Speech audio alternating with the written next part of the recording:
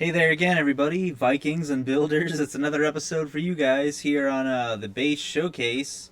We're playing Tribes of Midgard in this one.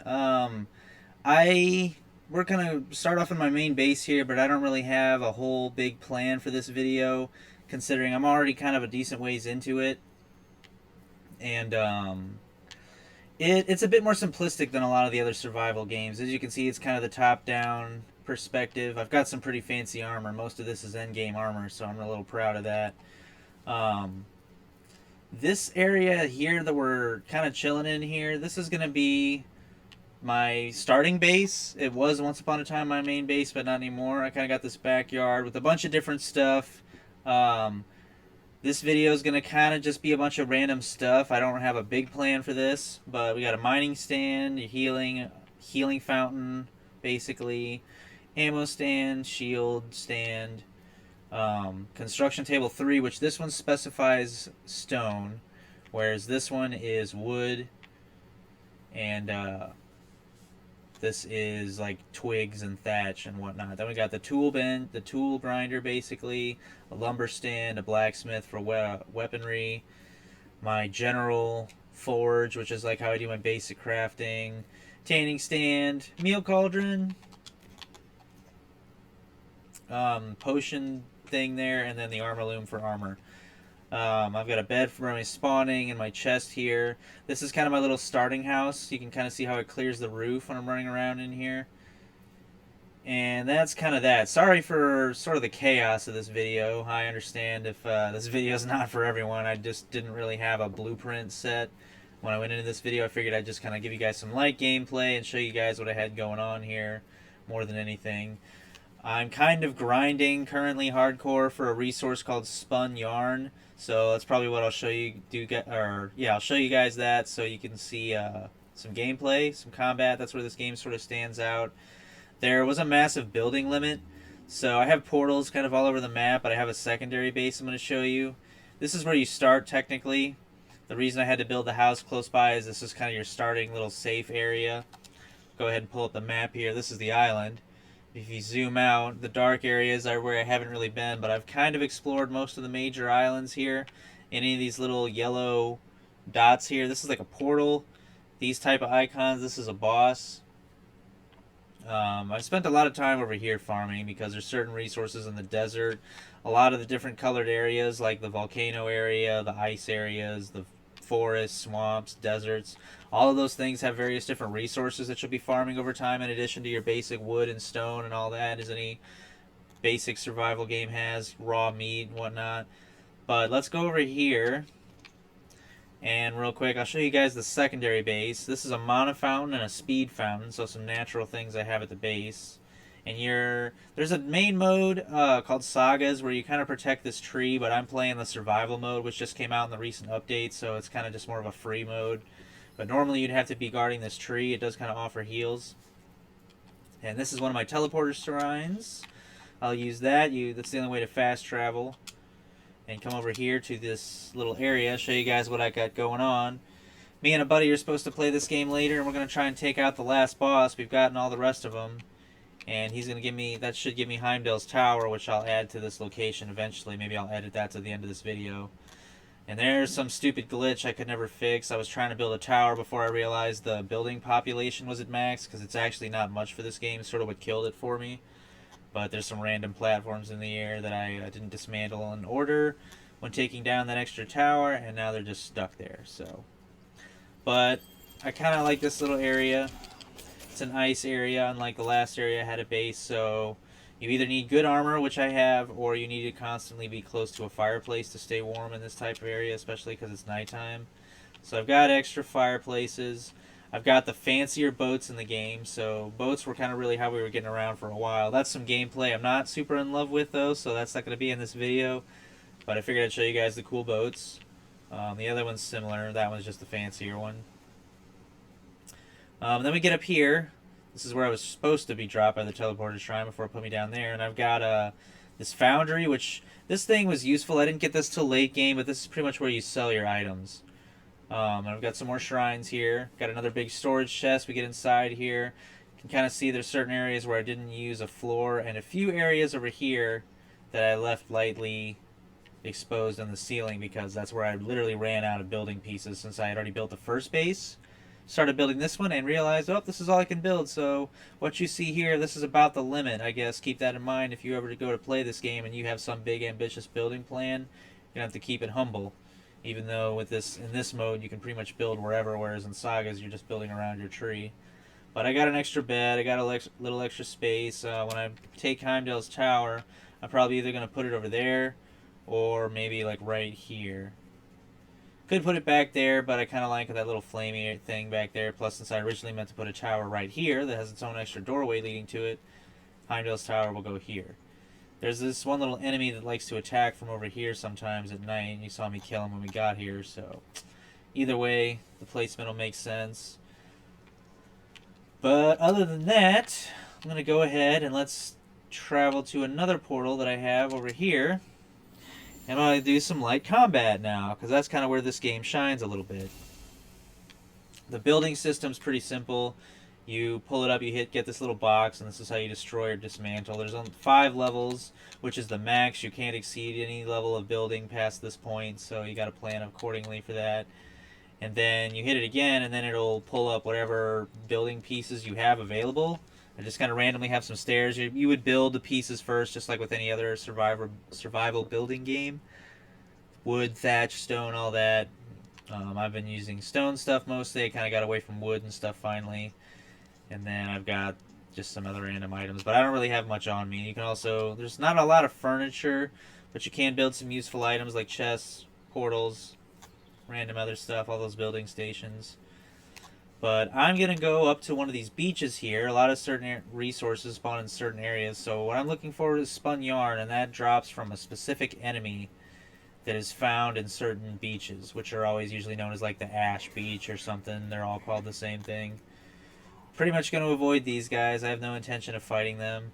I'm honestly pretty powerful in the game now at this point. I'm sort of closing in on like the end game. But this game did kick my butt many times. But it's a bit more manageable than other survival games. I guess I'll say that for it. Like the resource gathering and everything, all the combat, gaining levels and stuff, building up the base, was all a bit of a grind. But a more manageable grind, I'd say, than a lot of other games, for what that's worth. So I appreciate that much. Pretty fun game. Mainly just was like a placeholder for some other games that are about to be dropping. So that's why I didn't want to do a full video series for this one.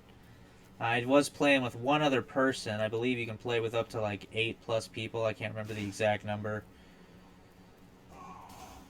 You can see the white area over here on the map. This is like some snow area. Just give you a glance at it, avoiding all these enemies. But yeah, you get in here and immediately you would start freezing if you didn't have good armor and whatnot. So, as again with any survival building game or whatever, these guys are persistent sometimes with the chasing you. But I'm approaching a beach. I have a couple really awesome relics because I've been fighting some of the endgame bosses, closing in on the last one. So one of the relics I have is the ability to swim infinitely without wasting any stamina. So that's a game changer. You guys are going to see me use that in this video in a minute here, when I'm traveling from one beach to the next. But normally you wouldn't be able to do that because your character can't really swim for very long before your health just starts dropping dramatically. But you still don't swim very fast, so I think there's runes for that as well, but I haven't really equipped any yet. Technically, these crabs are a resource I need. You guys can see a few things here, like stone, I have plenty of. Aquamarine. Seaweed I can use mainly at night. At nighttime, things drop a little differently. They drop extra resources sometimes. Certain things do. So like seaweed it'll drop a starlit seaweed at nighttime. So that's a useful resource. These little blue Viking people, these are who I'm looking for. I gotta kill these guys on this island to get my spun yarn. I have some of these guys on my home base island, but they only drop regular yarn. Oh, here we go. Here's Amethyst. That's another thing. These are kind of the things you would generally find on a beach. Got some seals up there. There's a certain point in the game where you'll have regular seals, which usually run away from you, and then you'll have these sort of siren enemies that'll transform when you approach them, provoke them, and they'll like attack you, and they're kind of strong, but they have a valuable resource as well. They're usually out on the islands by themselves, though, not on a beach per se. But enough hack and slashy. I guess can show you guys this really cool blast. Take that. That's fun, yeah. I got this little shockwave thing we do here. Sends out some little dark tornadoes. I was kind of mainly just wanting to show you guys the hack and slashy element of this game, and that I have some upgraded weapons, so they have extra moves, but you don't start off with weapons that have these different moves I'm using. Fortunately, take this guy. You get some pelt, meat, you know, all different kinds of things from all kinds of different enemies and whatnot in the game. So the one other move of this sword that I haven't showed you guys yet is like a healing aura. Each different move there on the bottom left of the screen. I don't know if you can see, kind of through my my little tags there in the corner. 1 bar for the purple tornado slash, 3 bars for the blast, and 2 bars for this area of effect thing that I can create, which will do damage to enemies and return it to me as health. And I will show it to you guys right now. So that guy we being within it, he's taking damage. I'm getting health. I didn't really need a whole lot of health, but it's so cool. It's useful. Plus, this little thing is one of my regular skills. It drops whenever I'm doing regular combos and offers me some health.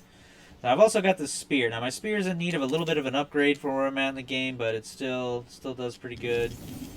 It's got a cool combo. You can do a flamey thing with it. I can also throw it like that, kind of like a little javelin. It has terrible range, but it sort of links a little explosive to the guy. I'm sure there's a third move for this spear, but like with the sword, but that I do not have yet. So pretty much just spamming the attack button. I guess I could hit this guy with another really cool blast. It's my favorite move. Finish him off with some regular combos, and that's that. Getting some more of what I need, the spun yarn.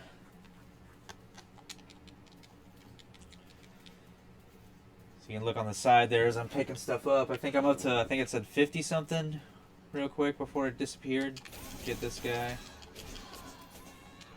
Spun yarn there, yeah, so like 55. So I'm actually doing pretty good. Normally I don't get this much spun yarn in a run like this. I'll swim to 2 or 3 beaches, so this was technically the first we've come to. Actually, I missed the first one. I usually do this little area, then I swim up here, and then I'll swim over here. So this is just going to be a 2-parter instead of a 3, which might work for this video anyway, be a little bit shorter. But I come up here, dive in the water. I'll tell you guys more about those things I just created in a second. But now I'm swimming. So you see that little blue bar beneath me there? That's that bar would normally deplete really quick when you're swimming. So I don't think I would have enough time to swim over to the other side unless I manage my health really good.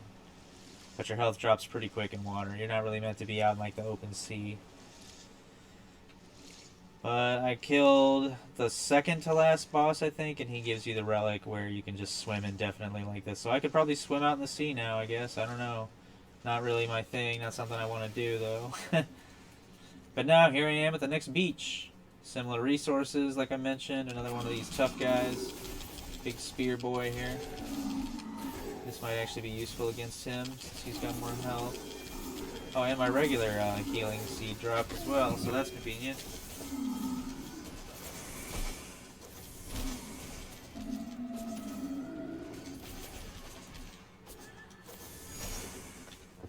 I actually really like that attack. That attack is quite wonderful. So now I can loot. See what else we got here. It's saying I cleared this camp out up here. That's what the hourglass on the mini-map is there, but there's still enemies here. Yeah, there's plenty of enemies. I don't even know what this thing's talking about.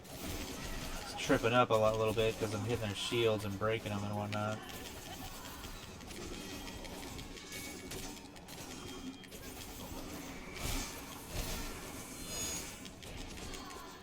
Ta-da!